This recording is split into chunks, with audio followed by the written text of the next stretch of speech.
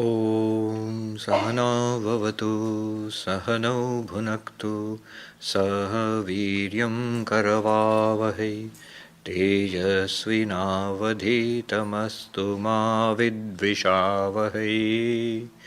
Om Shanti Shanti Shanti Harihi Om. Om. May the Lord protect us all. May the Lord nourish us with the benefits of enlightenment. May the Lord enable us to achieve great spiritual heights together. May the Lord illumine our study. That which we study today, let it be luminous in our lives. May there be no disharmony amongst us. Om, peace, peace, peace.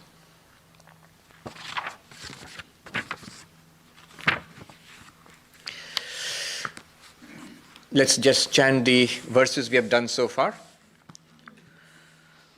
Rupam drishyam lochanam drik, Rupam drishyam lochanam drik, Tadrishyam driktu manasam, Tadrishyam driktu manasam, Drishyadhivrittaya sakshi, Drishyadhivrittaya sakshi, Drigeva natu drishyate, Drigeva natu drishyate, Nilapita sthula sukshma, Nilapita sthula sukshma, Rasva dirghadi bhedata, Rasva dirghadi bhedata, Nana vidhani rupani, Nana vidhani rupani, Pashyet lochanamekadha, Pashyet lochanamekadha,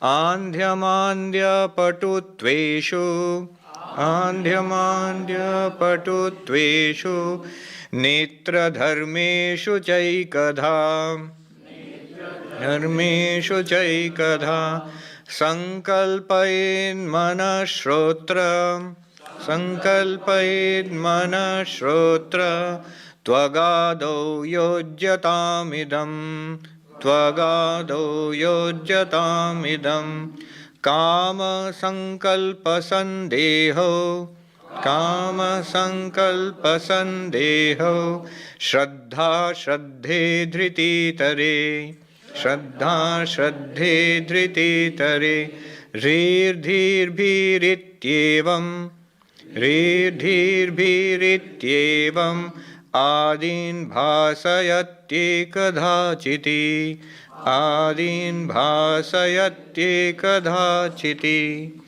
Nodeti nastametyesha,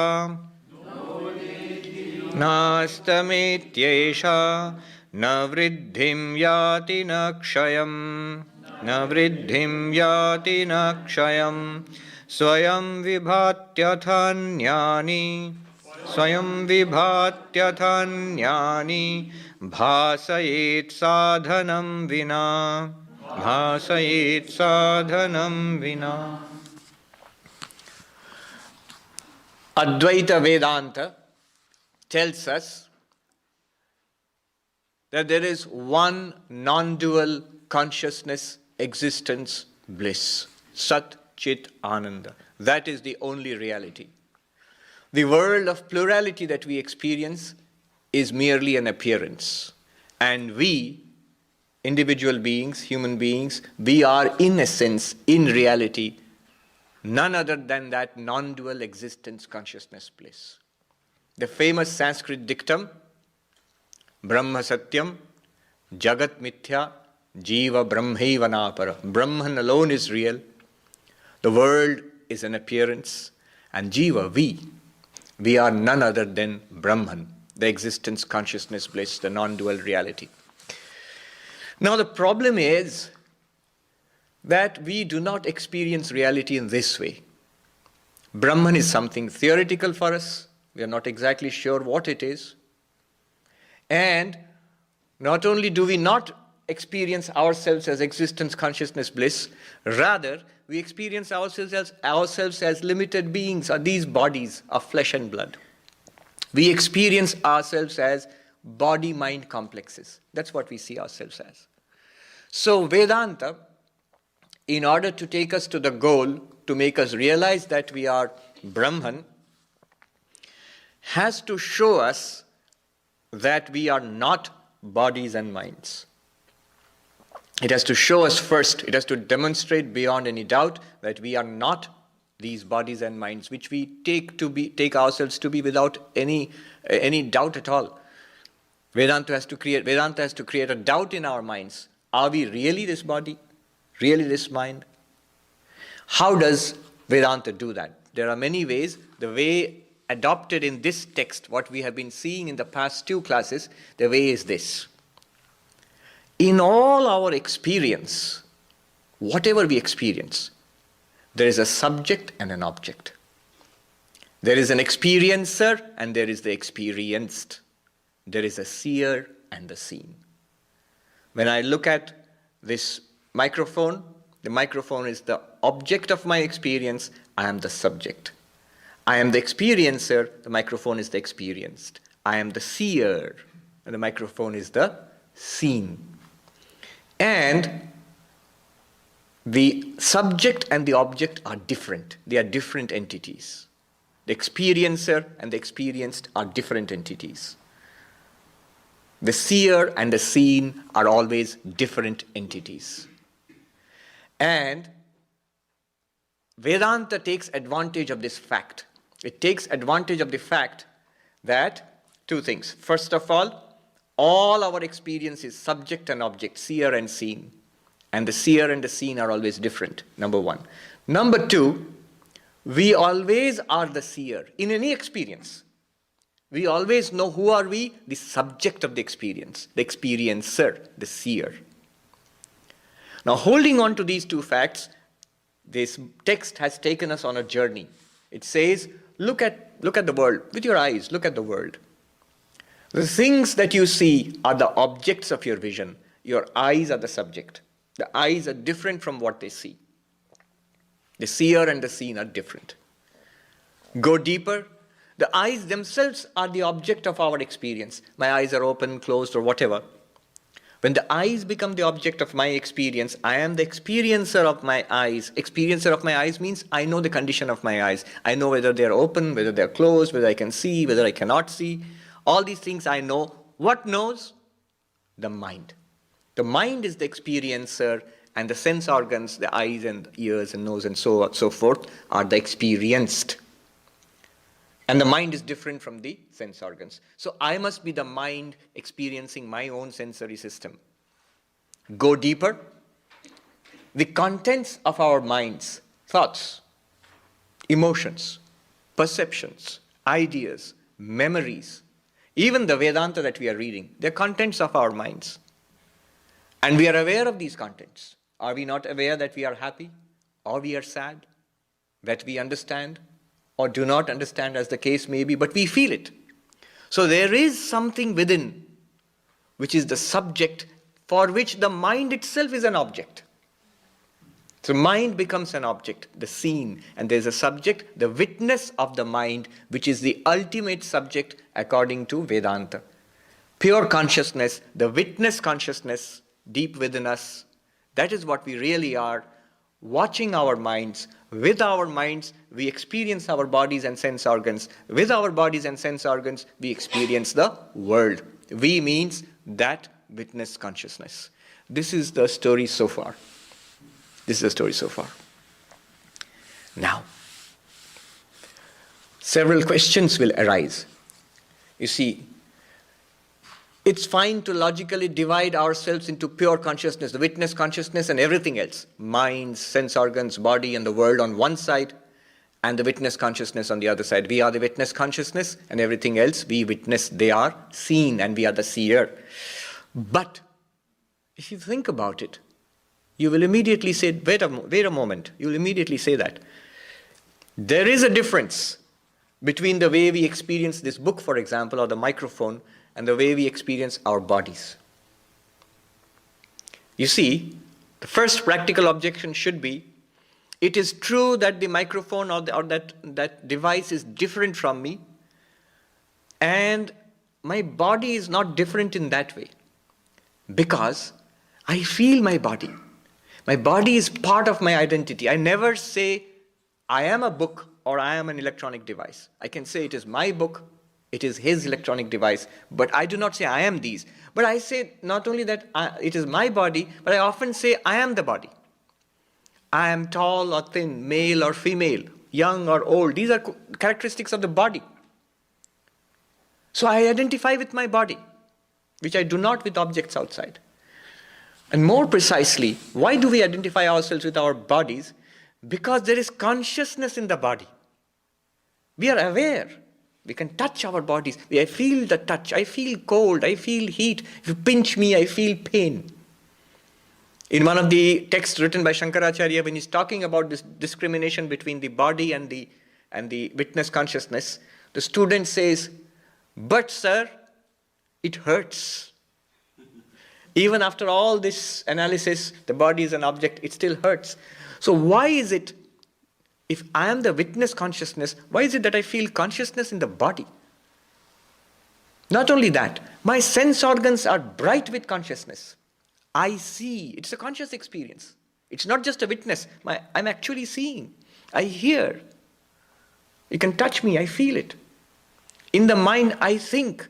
I have emotions. I have ideas. These are all conscious experiences. And there is consciousness here. So how does consciousness come to the body? From the witness consciousness, how does consciousness come to the body? How is it that the body feels conscious? So this is the question. And that we shall take up in the next verse. These are subtle questions. If the question is clear in our mind, the answer will be, it will be thrilling to read the answer. And we can check with facts. Isn't it true? What they are saying, it's true. Let's see. What do they say? Chichaya veshato buddhau, chichaya veshato buddhau, bhanam dhistu dvidha sthita, bhanam dhistu dvidha sthita, ekaham kritiranya syad, ekaham kritiranya syad, antakarana rupini, antakarana rupini. Okay. Let's talk about this and I'll come back to the Sanskrit. In Indian philosophy, there is a distinction between the self, the subtle body, and the gross body. The gross body is the physical body. The body which is sitting here, the body about which I say it weighs 60 kgs or 100 kgs or whatever. That's the gross body. And thoughts, emotions, feelings, memories, personality, all of that, the subtle thing within, it's called the subtle body. And beyond this is the Atman, the self, we ourselves. So the Indian philosopher, not just Vedanta, others too, they have a trichotomous view of the human personality. It's not just body-mind. It's body, mind, self. Gross body, subtle body, and the self. Gross body, subtle body, and the self. Trichotomous view, threefold view of the human personality. The word soul in English is ambiguous. When we say soul, S-O-U-L, soul, we have to make it clear whether we mean the mind or the self.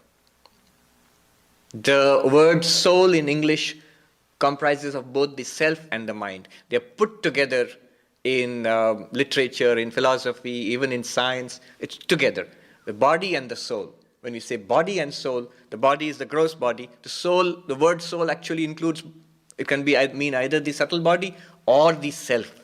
So you have to make a distinction there. Now, in Vedanta we say the witness consciousness is reflected in the subtle body. The witness consciousness is reflected in the subtle body. Let's try to understand this. Imagine the sun.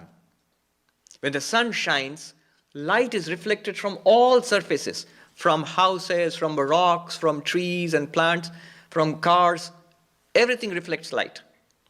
But there are some surfaces, like a pool of water, or like a shining metal disc, or like a mirror. They not only reflect the sunlight, you will find an image of the sun, a little sun formed there, an image of the sun. All surfaces are not able to do that. There are certain clear surfaces which can do that. A polished surface. It will not only reflect the light, you will find a little sun shining there. A dewdrop, you will find a little sun shining there. A steel plate, you will find a little sun. A glass, a mirror, you will find a little sun shining there. Exactly like that, the subtle body, our minds, have the capacity of reflecting the witness consciousness. The witness consciousness is reflected in our minds. And it is called the reflected consciousness. So you have two now: witness consciousness, reflected consciousness. The reflected consciousness is a reflection of the real witness, the Atman, the pure consciousness in the mind. Nothing very fancy here. Just now we feel conscious. We all, I hope we feel conscious. Because Vedanta has a way of switching off consciousness. If we look inside, we feel, we are aware, we are thinking, we are feeling, we are trying to understand, we see, we hear. All this is consciousness. And the consciousness that we feel inside is exactly this reflected consciousness. The consciousness, the sentience, the awareness which we feel right now, all of us, is that reflected consciousness. The mind gets consciousness from this reflected consciousness. Pure or witness consciousness reflected in the mind or the subtle body. Reflected consciousness. And that reflected consciousness shines in the mind, and the mind gets consciousness. It borrows consciousness. And the mind which has borrowed consciousness illumines, reflects that consciousness, sends that consciousness, transmits that consciousness to our sensory system. And our eyes, our ears, our nose, our skin, they all, lights are thrown on, Lights come on there. One by one, the lights come on. It's just like at night when you look up there, the sky and the earth are illumined. By what? By the moonlight. We see the moonlight. But if you know, we all know, the moon doesn't have light of its own. It borrows light from the sun and reflects it back on the earth. And we use that moonlight to see things at night.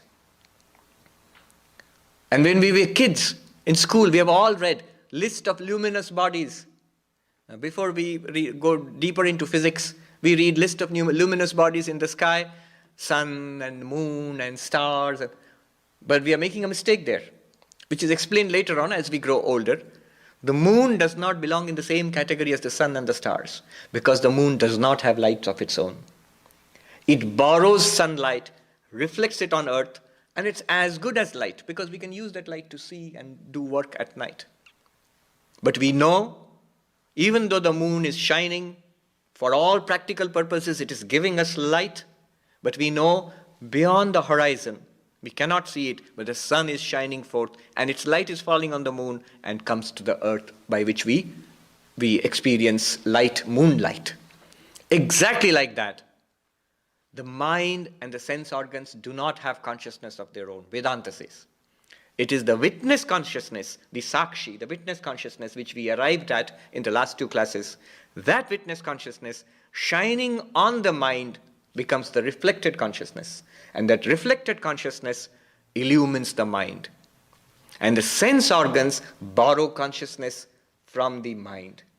And the body now borrows consciousness from the sensory system. To the point that the sensory system functions, the Upanishad says, Anakagrat, I have spread myself up to the tips of my fingernails. I have spread myself up to the tips of my fingernails. Up to this point, I am. We all feel that right now. Beyond this, I am not. This is me, this is not me. How does that work? Because this body is conscious. Where did the body get consciousness from? Does it belong to the body? No, it does not belong to the body. How do you know it does not belong to the body? Because sometimes the body is conscious, and when the body dies, or when we fall unconscious, the body loses consciousness. It does not act as a conscious being anymore.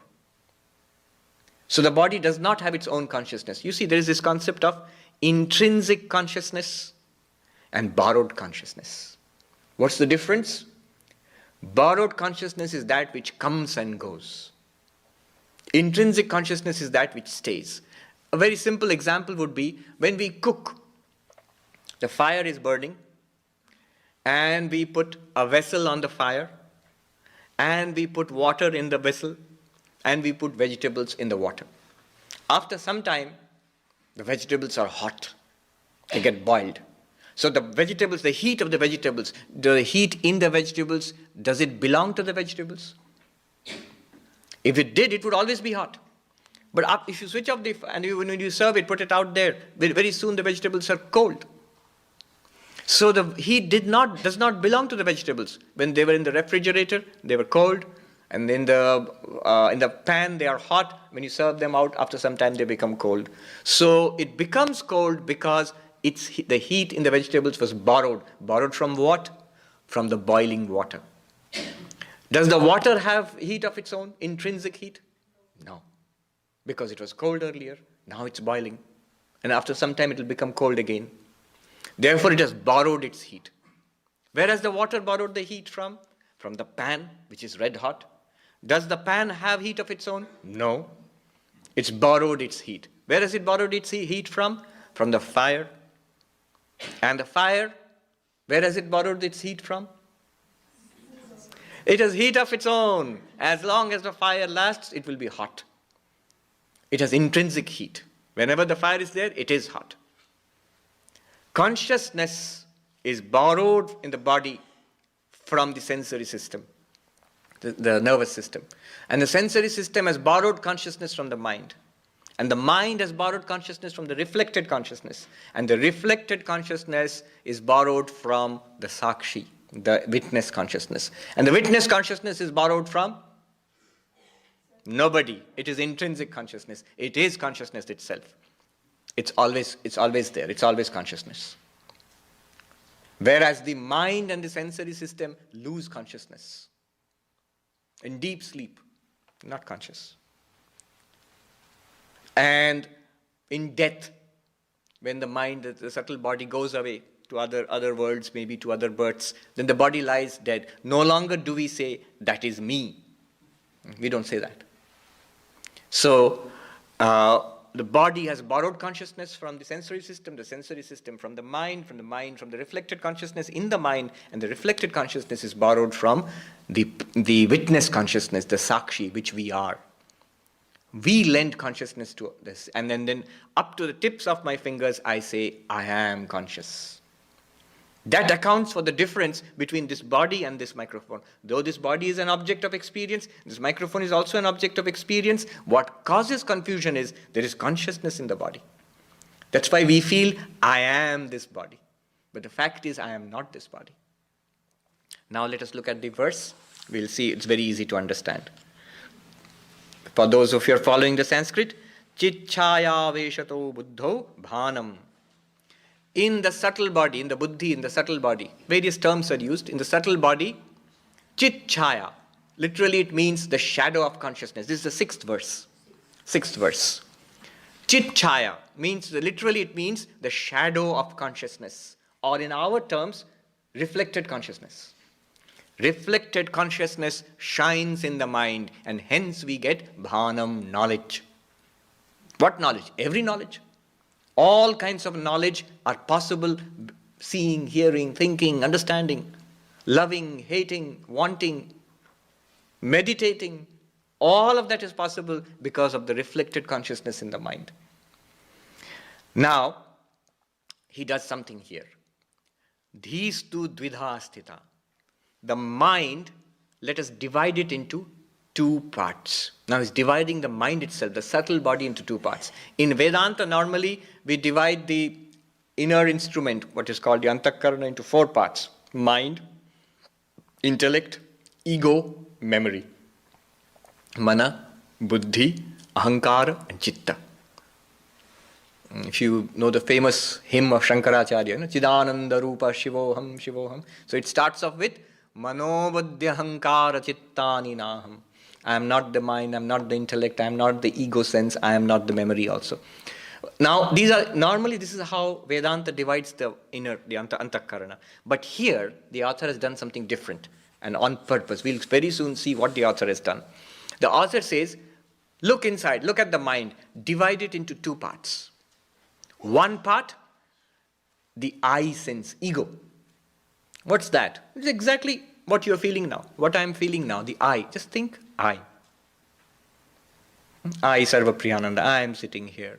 I am speaking, the I. That's one part of the mind. The other part of the mind, the rest of the mind. Intellect, the mind itself, memory, manas, buddhi and chitta. That's the rest of the mind. And the ego. He isolates the ego from the rest of the mind. That bears repeating. What he has done now, look at the mind, you will find there are many things going on in the mind. There is thinking, there is feeling, there is memory coming up, there is understanding, and there is also something called the I. An ego sense, which comes up all the time. I. Focus on the I, leave the rest aside. Why does he do that? You see, that's what's most important to us. Who is most important to us? First person, I. Okay, focus on that I. Now, having isolated that, he goes to the next verse.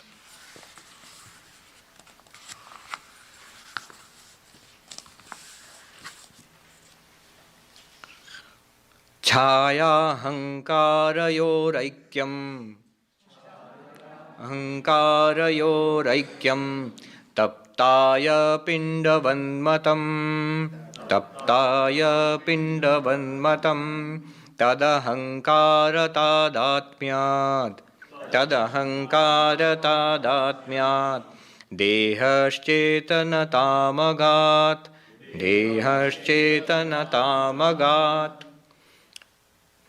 It will be very easy to understand now. What he says, the I sense in our mind, the ego sense. Remember, what else is there in the mind? The reflected consciousness.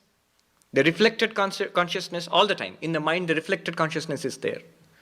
The reflected consciousness and the I, they become one. How do they become one? Just like when I look in a mirror, there's a reflected face in the mirror. When I look in a mirror, there's a reflected face in the mirror, and the reflected face and the mirror are one. They become identified. You cannot separate them. Whenever there is a mirror, there will be a reflection. So the reflection and the mirror are one. The reflection here is the reflected consciousness. Your face is the original consciousness, the witness consciousness, and the mirror is the I sense. Mirror is the I sense, ahankara. The ahankara, the I sense, ego, and the reflected consciousness are one, like the reflection and a mirror. They become one. And the ego catches the reflected consciousness and transmits it to the rest of the mind, and the mind transmits it to the sensory system, and the sensory system transmits it to the body. He's showing how this body feels conscious. You see. Tad ahankara tadatmya. Look at the Sanskrit now. Because of the identification with the ego. Identification of ego and what? Don't get confused. Ego and the reflected consciousness. The ego and the reflected consciousness, because they are identified, they become virtually identical. The ego becomes conscious. Just look inward. Let's look inside and we feel I. And it feels like the most conscious thing we have. The most conscious thing we experience is my I-ness. And that I-ness now transmits consciousness throughout the mind, through the sensory system, up to the ends of the body. Wherever the sensory system is functioning, we will feel consciousness. That's what it has said. Chaya ahankarayor aikyam. The oneness of the reflected consciousness and the ego sense is like what? It uses an ancient example. Like a red hot iron ball. A red hot iron ball. Imagine an iron ball in a factory in a blast furnace. When you push it inside, it comes out, it's round, it's heavy, but it's also glowing red. and it's hot. Now there are two things there. What are the two things? It looks like one thing. A red, hot, round thing, heavy thing. But there are two things there. The heat of that iron ball, that red hot iron ball, the heat does not belong to the ball. Heat belongs to fire. The round shape of that thing, it belongs to the iron ball, not to the fire. The glow, the red glow, belongs to the fire, not to the iron ball. The weight belongs to the iron ball, not to the fire. So the fire and iron ball are mixed together, becomes one. It just looks like one thing, a shining thing. Just like that, the ego is like the iron ball. And the reflected consciousness is like fire. The reflected consciousness in the mind is like fire. And the ego is like iron ball. Fire is a good example of consciousness because it's bright. And the iron ball is a good example of the ego because it's an insentient thought. And the two are identified together and they shine. And then what happens? Tad ahankara tadatmyan. Because of identification with the I becomes identified with the reflected consciousness, and the I is identified with the mind and the body. Don't we feel? My thoughts, my ideas, my memory, I is identified with the mind, and with the mind and the body also.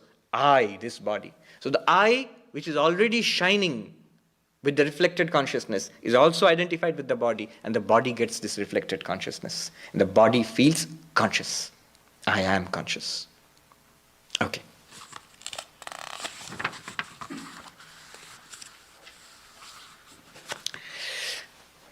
Eighth verse and ninth verse.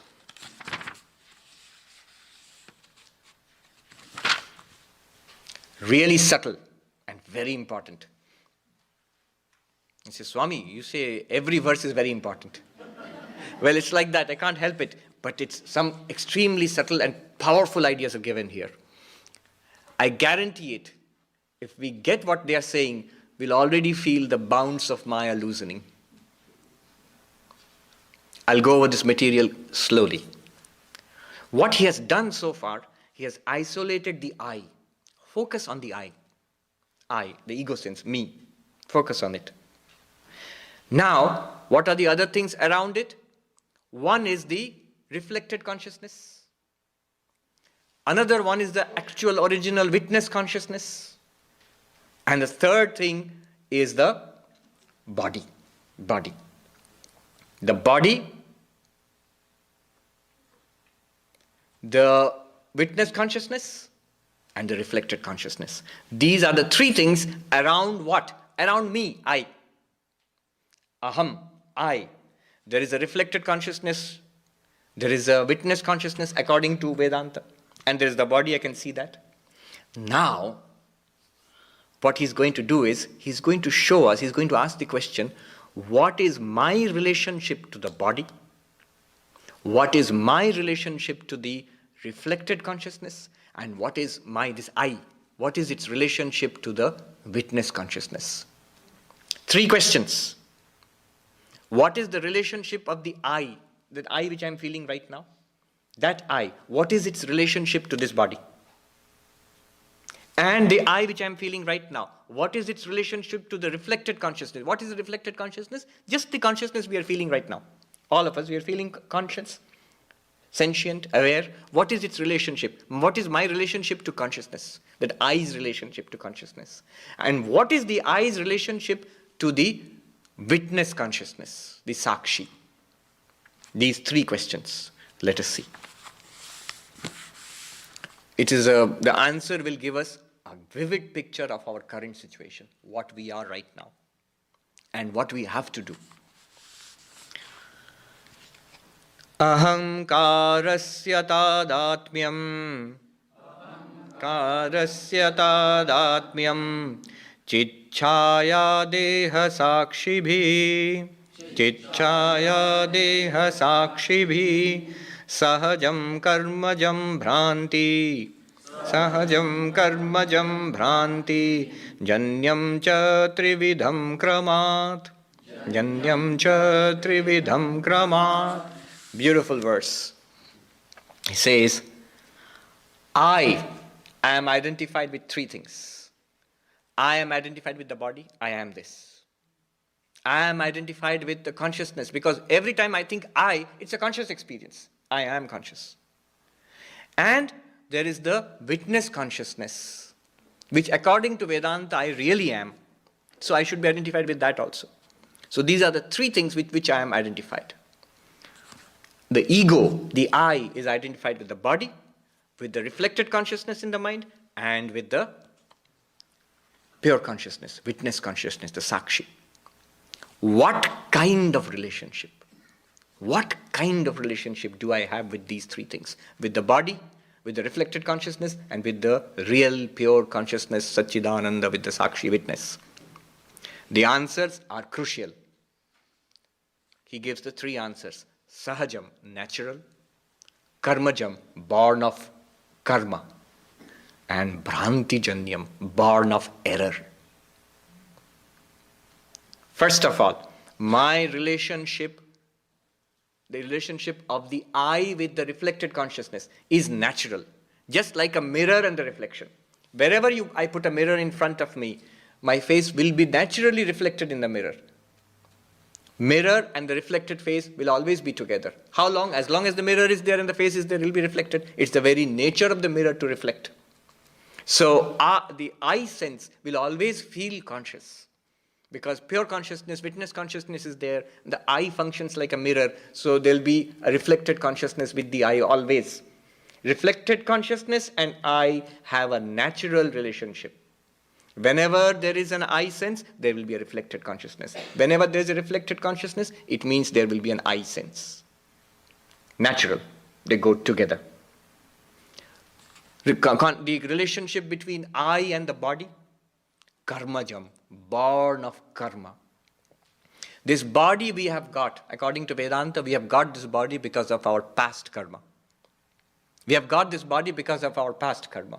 The good and the bad together have come together to give us results, a part of our karma. We have liquidated a part of our assets in the bank. And that liquidated asset is our karma for this life. The good and the bad. The good karma gives rise to pleasant experiences. The bad karma gives rise to unpleasant experiences. And you know what they say in Vedanta? If you have really good karma, if you have good karma, you have pleasant experiences. If you have really, really good karma, you come to Vedanta. Yeah, I'm not joking. They say that.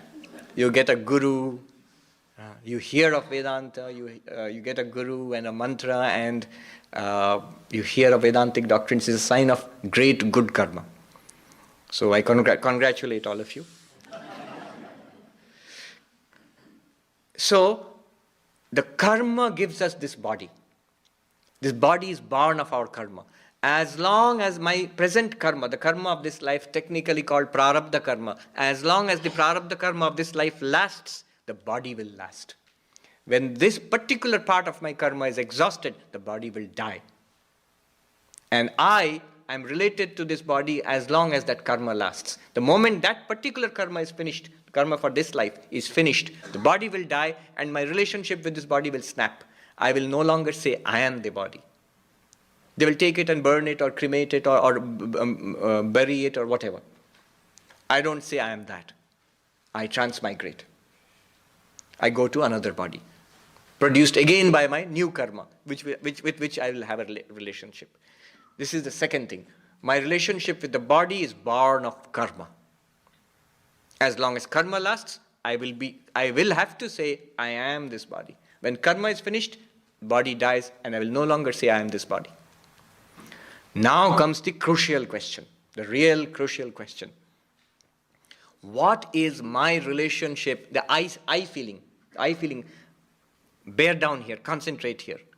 The I feeling which we have right now, what is its relationship to the witness consciousness? That is the question. What is its relationship to Brahman, to Atman, to existence, consciousness, bliss? All the same thing. Witness consciousness, Brahman, Atman, Satchidananda, all the same thing. What is the relationship of Brahman, Satchidananda, Atma, Sakshi, witness consciousness, pure consciousness, whatever you call it, with the I feeling which I've got right now? And the answer is no relationship. There is no relationship. Bhranti janyam, it is born of error. We, the pure consciousness, we feel I in this body, it's born of error. I am really not I. Yes. You see, we chant it lovingly. Mano buddhya hankara chittani naham. Do you know what it translates into? I am not the mind, manas, buddhi. I am not the intellect, chitta. I am not the memory, ahankara. Mano buddhya hankara chittani naham. Ahankara. Ego. It literally translates as I am not the ego or I am not the I. The witness consciousness which you or I really are, we are the witness of the I. You have to take one step back from the I, the ego. Take a step back from the I to merge into your real existence consciousness bliss. It is not the ego who will get freedom. Moksha, mukti, nirvana, enlightenment. The ego will never get freedom or enlightenment. You will get freedom from the ego. The I does not become free. You will be free from the I.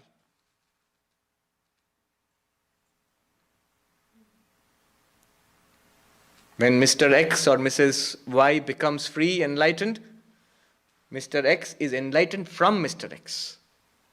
From being the limited individual, the ego which is identified with Mr. X. The ego still remains in the mind, identified with reflected consciousness and with the body. But you, the free being now, the witness consciousness, you are separated from it. You still shine upon it. The mind works, the ego works, the body works, goes on doing what it was doing earlier. You are completely free. You recognize you have always been free from it. So the relationship between the real you and the I sense in the mind is born of error. Bhranti janyam, born of error. And that which is born of error can be corrected by knowledge. That which is born of error can be corrected by knowledge. The snake which we see by mistake in a rope is born of error.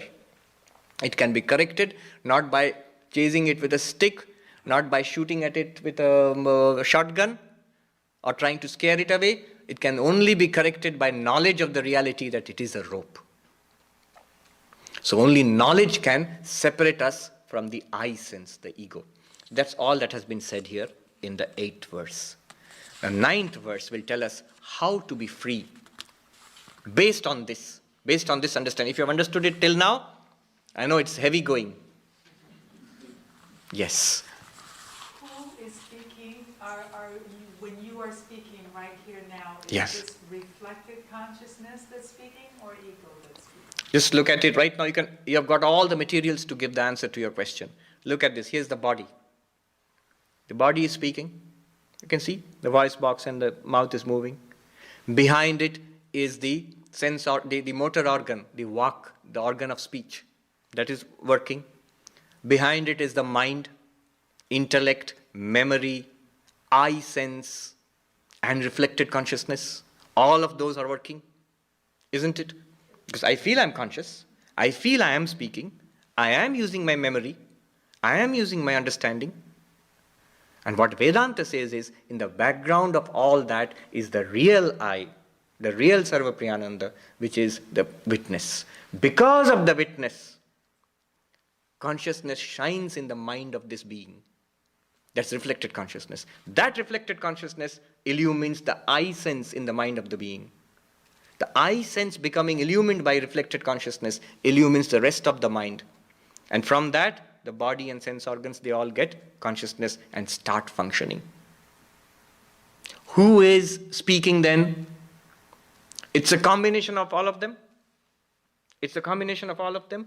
It is the pure consciousness, limited by a mind and an ego and a body, that is speaking. So if I get illumination, will I stop speaking? No. Speaking is at the level of the body, at the level of the mind. That can go on, there's no problem. In fact, this will tell us what will happen. based on this understanding. How do we snap these three relationships? I and the body. How will I be free from this body? I and reflected consciousness. How will I end the relationship between myself and reflected consciousness? This I sense and pure consciousness or witness consciousness. How can we snap this relationship? How can I remain as witness consciousness? These three are answered here. Each of these verses is like bombshells. So much is packed into them. We will do this and stop for questions. Sambandhino sator nasti. Sambandhino sator nasti. Nivritti sahajasyatu. Karmakshayat prabodhacha. Karmakshayat prabodhacha. Nivartete kramadubhe. Nivartete kramadubhe. Three relationships between the I and the reflected consciousness, between the I and the body, between the I and the real I, the witness consciousness. The apparent I and the real I. Swami Vivekananda's lecture, the real man and the apparent man. So the real I and the apparent I. These three relationships, how can we snap them? How can we be free of them? He says, the natural relationship between the reflecting medium and the reflection, between the I and the reflected consciousness, will persist as long as both of them are there. When a mirror is there, there will be a reflected face. You can't do anything about it.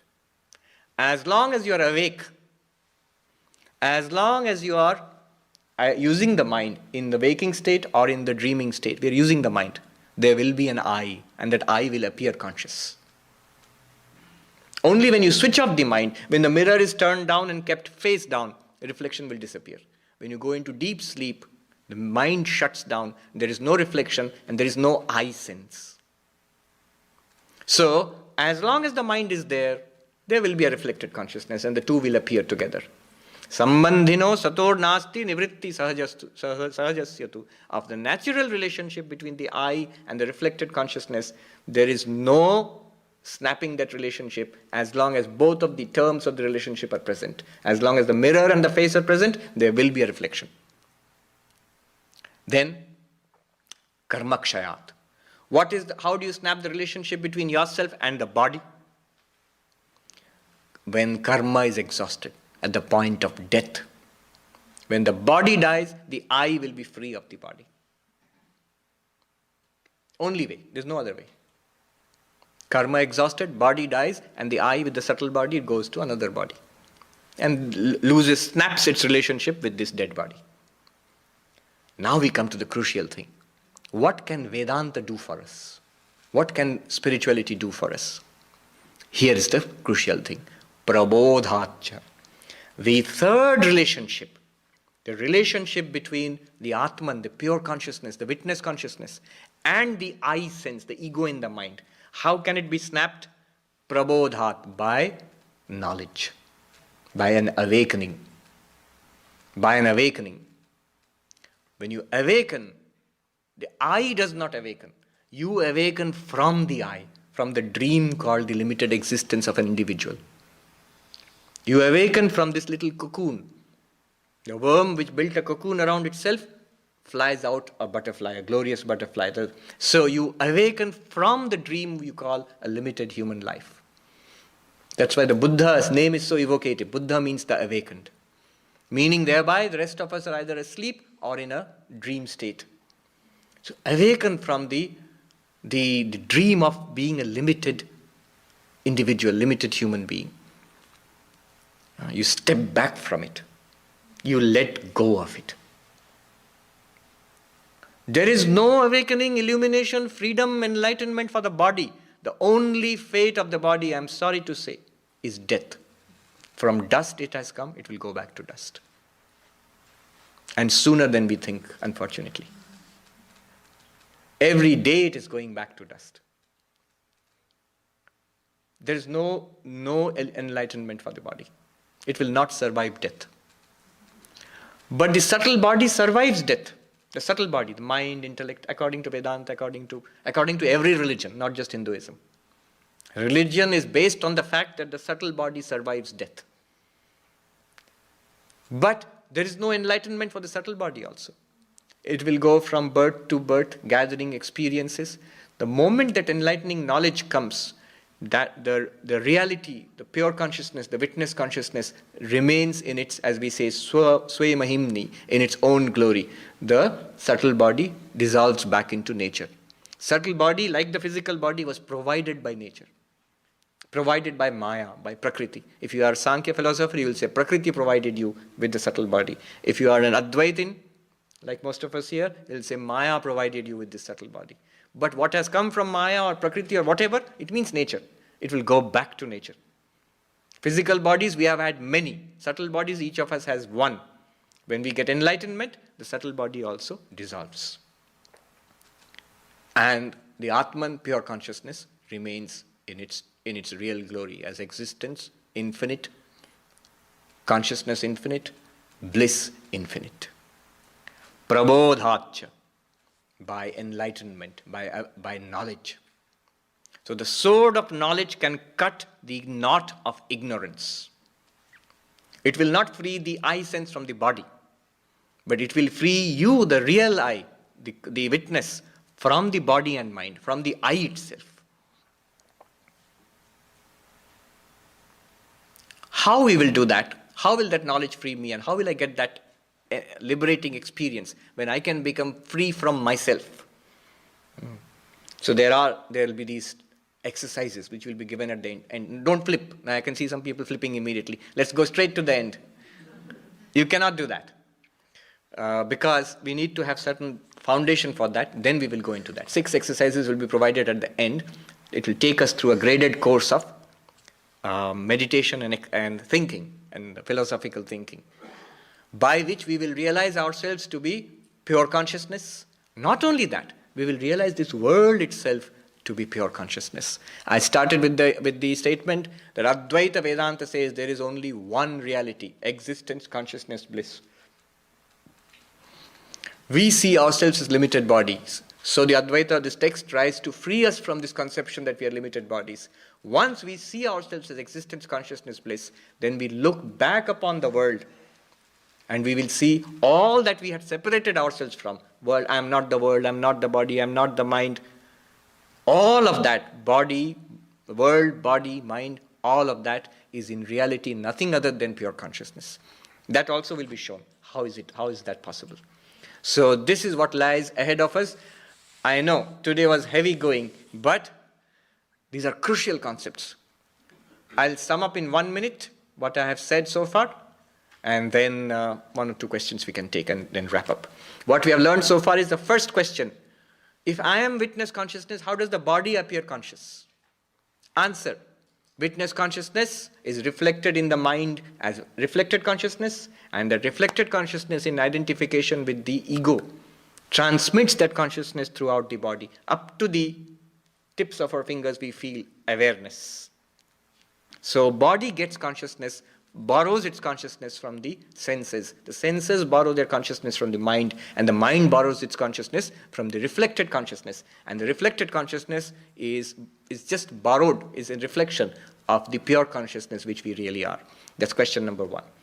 Then the I sense, that's what we learned. The I, the ego, is related to the body, to the reflected consciousness, and to the real witness consciousness. How is it related? 3 relationships. With the body, because of karma. With the reflected consciousness, it's natural. Whenever the I will be there, it will appear to be conscious. And with the pure consciousness, witness consciousness, no relationship, error. How can we snap these relationships? Born of karma, a natural born relationship, and the relationship born of error. How do we correct them? That which is born of karma can only be snapped by death, when karma is finished. That which is natural can never be snapped. Whenever there is I, there will be consciousness. I consciousness. But what can be snapped is the relationship between the I sense in the mind and the pure consciousness which I really am. That will be snapped by knowledge. Knowledge comes in the mind, and the mind separates itself. We see that it is separated. I am not it. I am not even the I. Ahankaranam. I am not even the I. I am the light shining behind the eye.